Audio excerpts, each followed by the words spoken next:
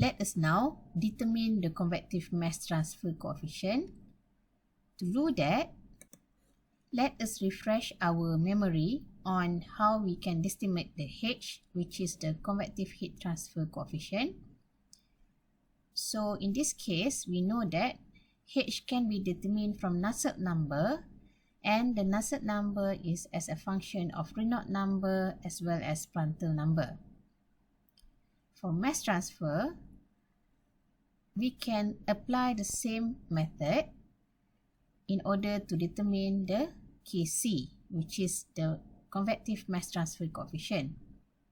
However, in this case, instead of Nusselt number, we have Sherwood number, which is as a function of Reynolds number as well as Schmidt number. So, clearly in this case, Sherwood number replaces Nusselt number for convective mass transfer, and Sherwood number is defined as the mass transfer coefficient multiplied with the length and also diffusivity of A in B. And this is of course for dimension L. So if you remember, for Nusselt number, we also have dimension L, and it is defined as HL over K. Clearly, if we have Sherwood number for dimension L, we are going to have Sherwood number for dimension D as well. So, instead of length, we replace it with diameter, and the rest remain the same. This is also comparable again to Nusselt number with dimension D. Then, for Reynolds number, we can also calculate the Reynolds number for dimension L and also dimension D, as shown here. So, I give you an example of how length and diameter is defined. For length, we can have, for instance, rectangular shape, where the L is defined the length in the direction of flow. Okay, so let's say we have airflow in this direction. So here is our length. For diameter, I think it is straightforward to you. For diameter, usually we take for cylinder or sphere. And last but not least, Schmidt number. So Schmidt number in mass transfer can be comparable to Prandtl number in convective heat transfer. So this is the equation for Schmidt number. It is mu over rho dAB. We also have Stanton number, but it is rarely used, so I will not touch this. We also have mass transfer J factor, and this is equation which is quite important, and we will see later on where we can use this equation. Please note that this is equation 7.3-5 in the textbook. There is another equation for mass transfer JD factor. So this equation actually directly correlates the J factor with the mass transfer coefficient.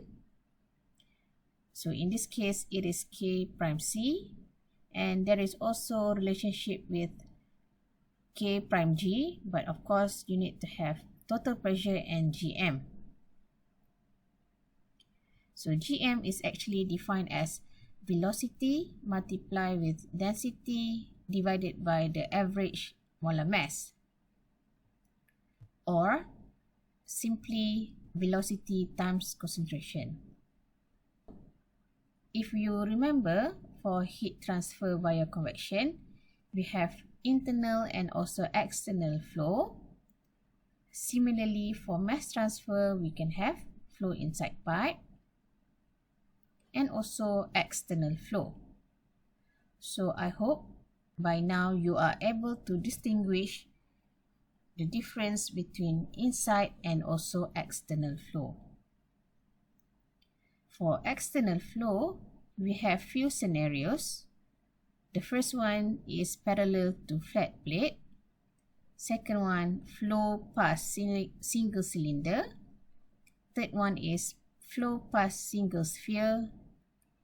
The fourth one is flow past packed bed or fluidized bed. So packed bed is multiple sphere. Fluidized bed is also multiple sphere. So usually we have packed bed or fluidized bed for absorption process, where the multiple sphere in this packing contribute to the increase in surface area. Last but not least, we have suspension of small particles or bubbles. So these are scenarios that need to be considered when we deal with flow external mass transfer. Next, I want to show you an example from 7.3-1 from textbook. So in this case, we have flow inside, because inside the pipe we have naphthalene, which is the component A, and then air as a component B flow inside this naphthalene coated pipe. The naphthalene here coated inside the pipe. So the length and also diameter of the pipe is given. The temperature of air flowing inside the tube is also given, together with the pressure. The velocity is at 0.8, and here assumption that should be made is absolute pressure remains constant, so that here we need to calculate the concentration of naphthalene in the exit air. So let us try to solve this, and of course, first of all, you need to find the physical properties, and you can refer that in example 6.2-4. So if you remember how to solve the problem, is always at first to draw the illustration and label the information given.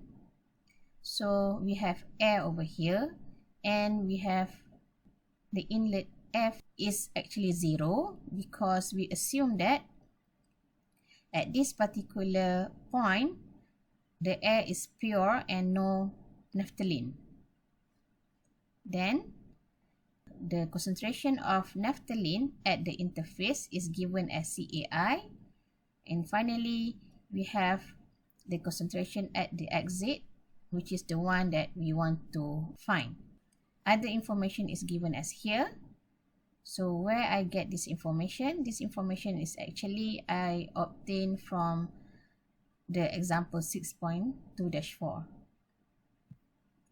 Okay, so you know that in order to get the physical properties,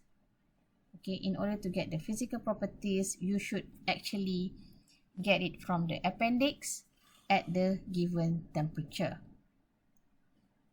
So here is the labeling for CA. So I hope you still remember, CA is exit concentration, CA0 is inlet concentration, CAI here represent the interface concentration.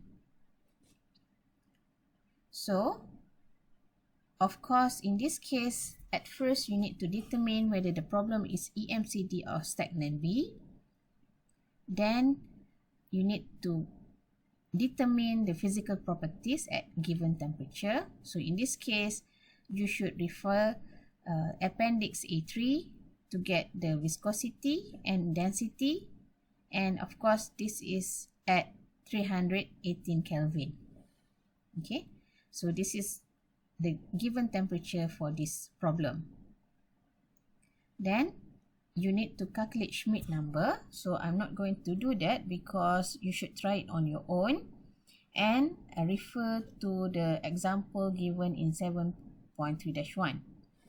So the equation for Schmidt number is actually quite straightforward, right? So it is mu over rho dAB. Step number 4, you need to calculate Reynolds number and see whether it is laminar, transition or turbulent.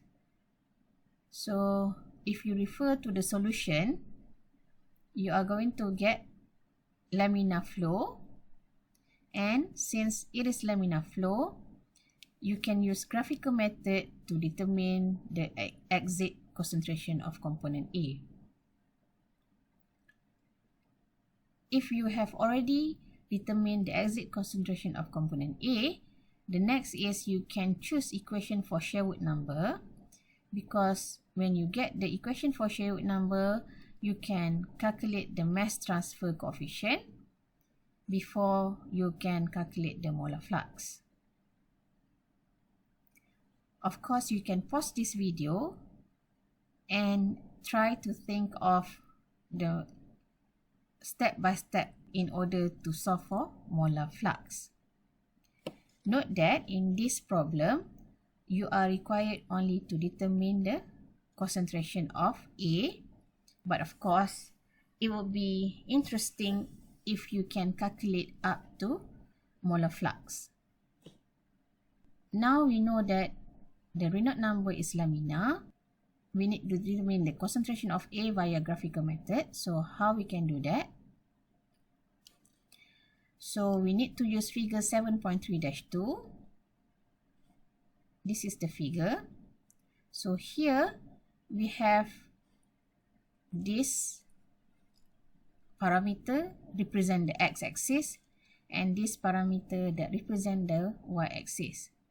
So we need to calculate the x-axis because we have the information on DAB, rho and also L as well as W. Or we can actually calculate Reynolds number multiplied with Schmidt number times the ratio of diameter over length times the pi over 4. Okay, so we can either use this method or this equation to get the x-axis. It's going to give you the same answer. So W here actually represent the mass flow rate in kilogram per second, and the L here is the length of mass transfer section. After you have obtained the x-axis, so you know that you have to intercept with the curve here. So you have to choose the rod-like flow gases because you have air which is flowing to the naphthalene. After that, the intercept from the x-axis to the curve is going to give you the y-axis value, and from there, since Ca0, which is the initial concentration, is 0, Cai is also given, then you can determine the exit concentration of component A. By definition, we can also define the concentration of component A average. So if you remember, you have here inlet concentration, here is outlet concentration. So the average between inlet and outlet concentration is going to give you the average concentration of A inside the tube. The next information that we can get is actually this one. Okay, so we know that the initial concentration is 0 and the interface concentration can be calculated based on the partial pressure at interface divided by RT. Since we already have all this information, we can already set an equation in order to determine molar flux.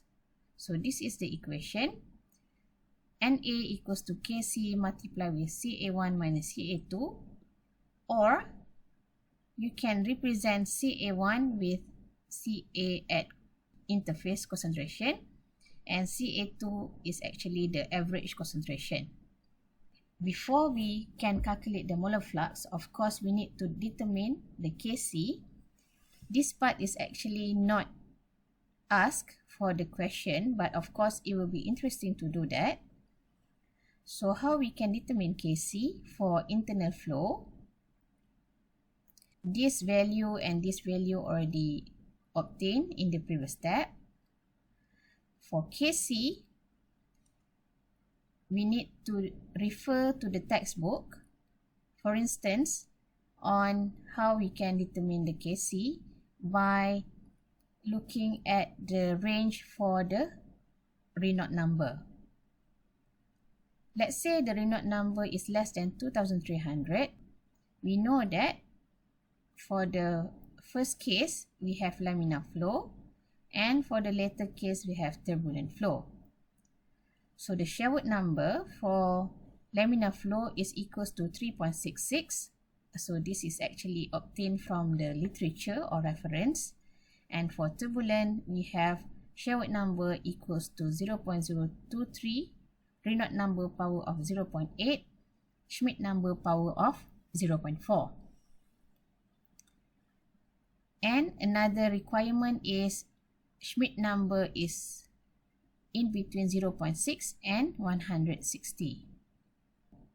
If you already calculate the Renault number and find the range whether it is fulfilling Renault number for laminar or turbulent, then you should choose the Sherwood number accordingly. Let's say in this case, if it is laminar, then the Sherwood number here should be 3.66, and then you equate all other information here in order to calculate KC prime, or you can straight away calculate KC if you introduce PBM. The diffusivity of AB is given, the diameter is also given. You just need to calculate PBM before you can determine KC, because Sherwood number you can determine from this relationship. So that is basically the steps by step on how you can solve problem 7.3-2. Next is we want to see on how external flow can be solved. Of course, in this case, you need to know which equations to be used because there are a lot of equations. So how to select the best equation? So let us see. For instance, you can summarize the equations based on your reading from the textbook. I'm going to show you the first example. So this is on the mass transfer parallel flow to the flat plates. Okay, so the geometry here is flat plates. So we know that we should take the Renault number subscript L instead of subscript D for diameter. Okay, for the flat plates. Then, here in this case, for flat plates, the equation here is not shown in Sherwood number, but it is shown in J factor. Actually, we need to convert this JD factor to Sherwood number. So how to do that? So if you remember equation 7.3-5, which I have introduced just now, here there is a correlation between J factor and also Sherwood number. So if you want to convert equation 7.3-26, what you can do is you take 0.64664 on the left side because this is JD factor, and this is equals to Sherwood number over Renault number and Schmidt number power of 1/3. So you solve this.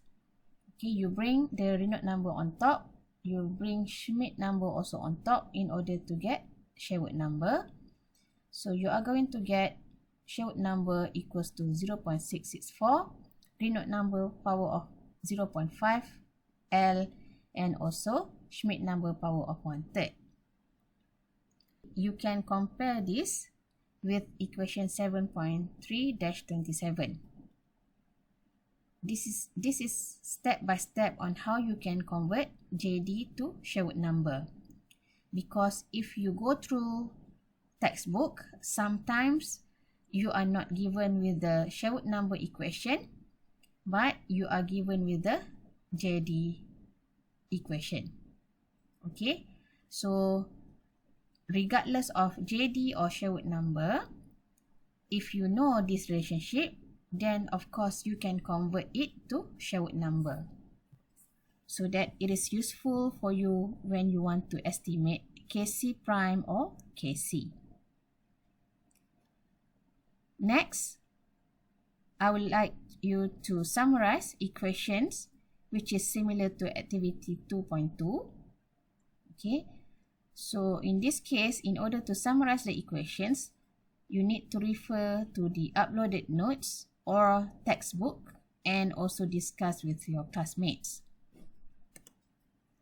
So as you see here, this is actually activity 2-2 for convective heat transfer, where you define the geometry, the dimension, the Nusselt number, and also the condition.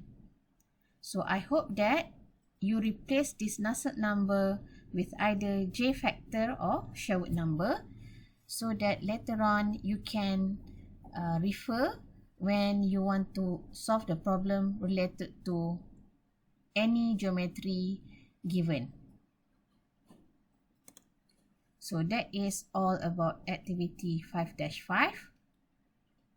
Then I really recommend you to go through all the examples in the textbook, and I will also give you activity 5-6 where you need to solve convective mass transfer problems and where you can compare each problem, what are the requirements or how you can use or find the suitable equation in order to obtain Sherwood number, and finally in order to solve for molar flux. So with that, I would like to thank you for your attention.